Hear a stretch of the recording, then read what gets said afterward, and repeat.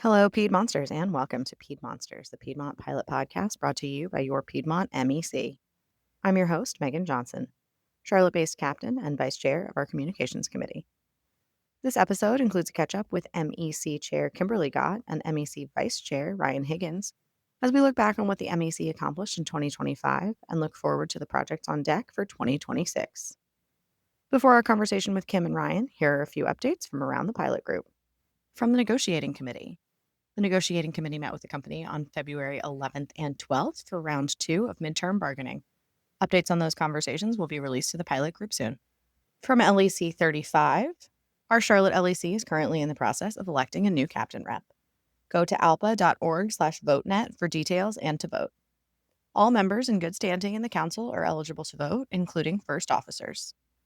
An interim captain rep will be nominated and elected on Saturday, February 21st. From 3 to 5 p.m. during a regular LEC meeting at the Charlotte Airport. From LEC 29, the Philadelphia-Harrisburg LEC finalized their captain rep election. Congratulations to Captain Jim Atkinson, who was also elected as chair, and First Officer Representative Christian Sorensen, who will serve as vice chair. Thank you, as always, for listening. Like and subscribe to Piedmonsters wherever you get your podcasts, including Apple, Spotify, and YouTube. And follow us on Instagram at Piedmont Pilots.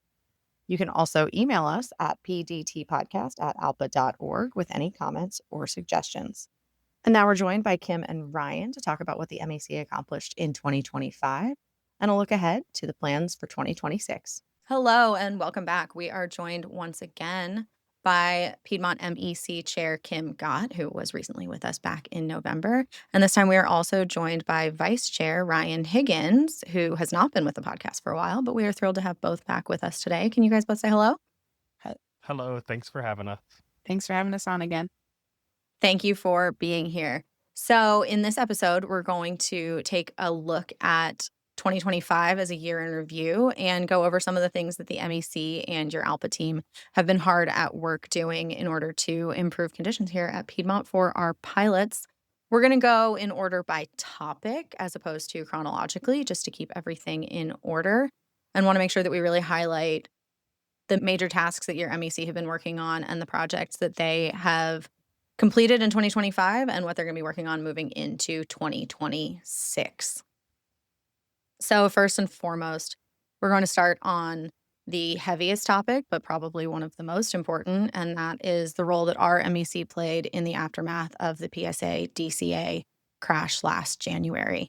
So both Kim and Ryan attended the funerals of the flight crew involved, as well as subsequent memorial services on behalf of Piedmont pilots and as part of the American wholly owned family. And we appreciate them taking that time. I know that those were not easy events to attend, but it's incredibly meaningful to those families that you guys were able to be there. So I want to thank you guys for taking the time and making the effort to attend those events. It was an honor.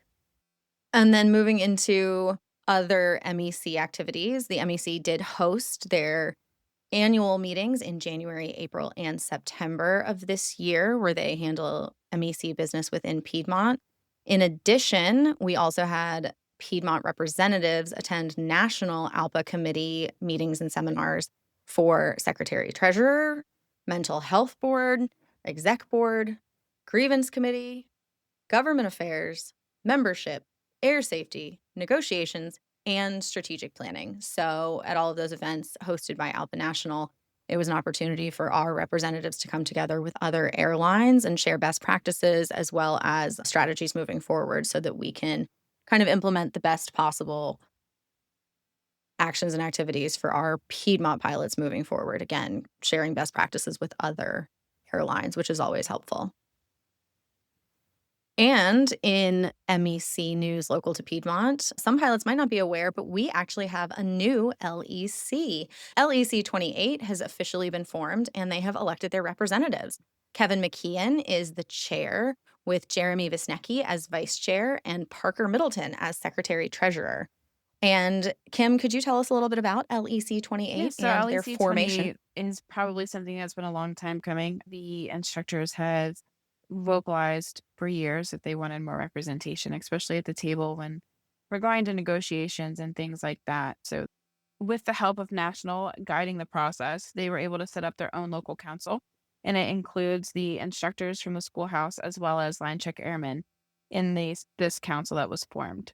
So then for the line check airmen, the line pilots that are also part of LEC 28, does that mean that they are not part of their subsequent LECs Correct. 35 So and anybody that was 29? in LEC 35 or 29 previously and is a line check airman has been moved to Council 28. Okay, interesting. That's good to know moving forward, and great to know for all of our pilots to be aware of that we now are a 3 LEC organization. And congratulations to the instructors and the training department representatives who now hopefully will have better representation and feel more included moving forward. I think They it'll be very really much good, deserve that. especially when we're doing negotiations, to have people at the table who understand what's going on in those particular areas. Absolutely. And speaking of negotiations, that brings us to kind of our next section of accomplishments for 2025, and probably the biggest and the one that most of our pilots are aware of.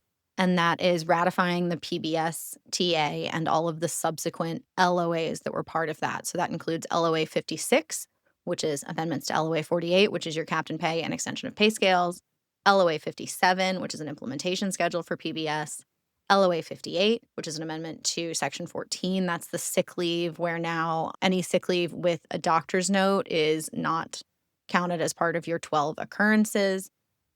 LOA 59, which is going to be first come, first served open time transactions. And then LOA 60, which is going to be how vacation is implemented once we implement PBS. So all of those are kind of tied similarly to PBS. LOA 58 has already been enacted as far as the changes to our sick leave, but the rest are still in process and a part of a much, much bigger overarching transition for our pilots. We are really excited to have wrapped up the PBS negotiations that has been going on for what feels like to me forever. We've been through multiple PBS committees, multiple negotiating committees, multiple chairmen and women, I guess you could say, through the process. So I'm glad that is behind us, so we can now move forward in the PBS world, for better or for worse. And then, because I know our pilots are going to ask, so if you're able, do you have any updates on a timeline that we're looking at for a potential PBS We really implementation? don't, right? So we'll be starting end user testing, I believe the end of March, beginning of April. That is not the parallel bidding.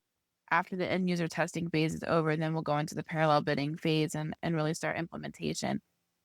I don't know what the exact dates the company is looking at for that. I do know that the schedule has been changed multiple times for a number of different things. Anytime you're doing something like this, the goalpost always kind of moves a little bit due to constraints on the company that's designing the software, or where we're at with our software and things like that to interface. So it shouldn't be too much longer. I'm hoping sometime this year we'll have PBS live.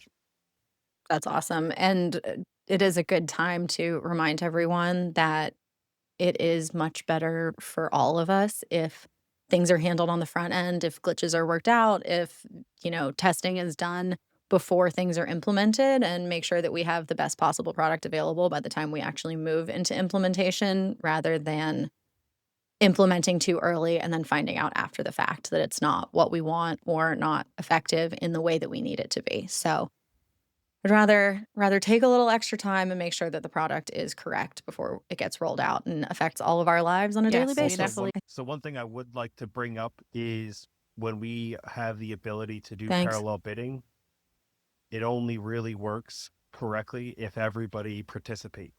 And what this is going to do is allow you as a line pilot to bid on Flicka and bid in the new PBS software at the same time.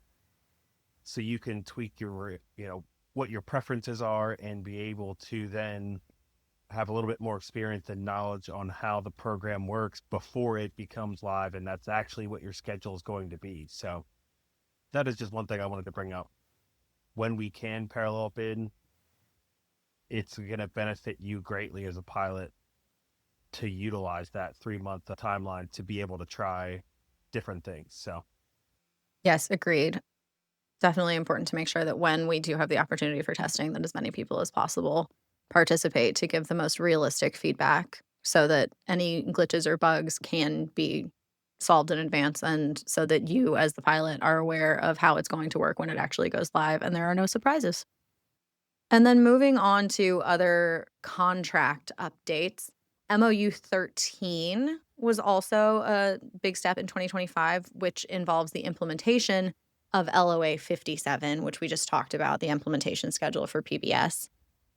Additionally, at the end of 2025, we did decide on our 5 items for negotiations that will take place during midterm bargaining, which has now begun as part of Q1 of 2026.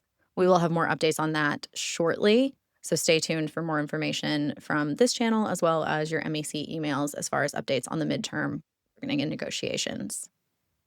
And lastly, we gave notice on LOA 55.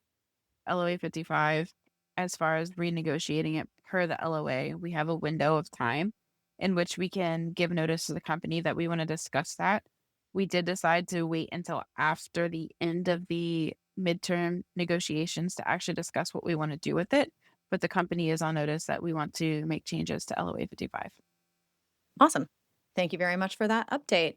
And our last overarching topic, and definitely the most fun, so thrilled we get to end on this note, is we really stepped up our game as an MEC on the pub events and pilot outreach. In addition to the Gazette, which we had been doing bi-weekly previously, we've now also launched the Digest opposite weeks. So your Gazette emails are going to include mostly information directly from the MEC, and your Digest emails are going to include information from specific committees.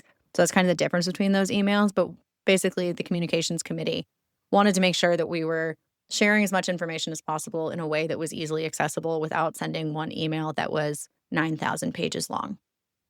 So that was one change that we made at the beginning of last year, and then hosted several pub events, including holiday parties for both Charlotte and Philly, and probably the most popular events that we hosted. In April, a Phillies game up in Philadelphia, and then in June, a Carowinds family day here in Charlotte. I unfortunately was not able to attend either of those, but I know Kim and Ryan were. So if you guys want to share a little bit about those events and anything we can expect moving into 2026. Yeah, I'd say the Carowinds event is probably. Can we start over? I would say the Carowinds event was probably our most successful event that we've held to date. We did it jointly with PSA last year. Looks like we're going to be doing that event again this year. And as of right now, it looks like we're also going to be doing it jointly with PSA and maybe somebody else as well. So we'll stay tuned and find out about the Phillies game was also really successful. We sold out all of our tickets for that as well. That one will stick around as well as the Carowinds. The other events, I cannot promise they're going to come back this year. We are looking at doing new and different events. So if you have any ideas, please reach out and let us know what you think would be a good event. I hope I'm excited for Carowinds to be back this year so that hopefully I can attend. If anyone has any suggestions for 2026 pub events or outreach events, you can go ahead and email those to pdtcommunications@alpa.org. We would love to hear suggestions for both the Philly-Harrisburg area and the Charlotte area. We are always open to new ideas that you think would be exciting for the pilot group.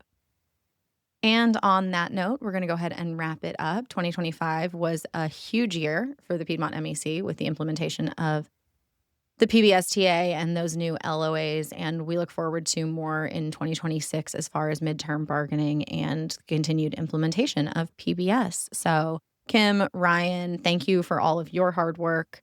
To our LEC representatives, including our new reps from LEC 28. Thank you guys for your hard work, and we look forward to better, bigger things in 2026. Thanks for having us. Thank you. Back to you, Megan.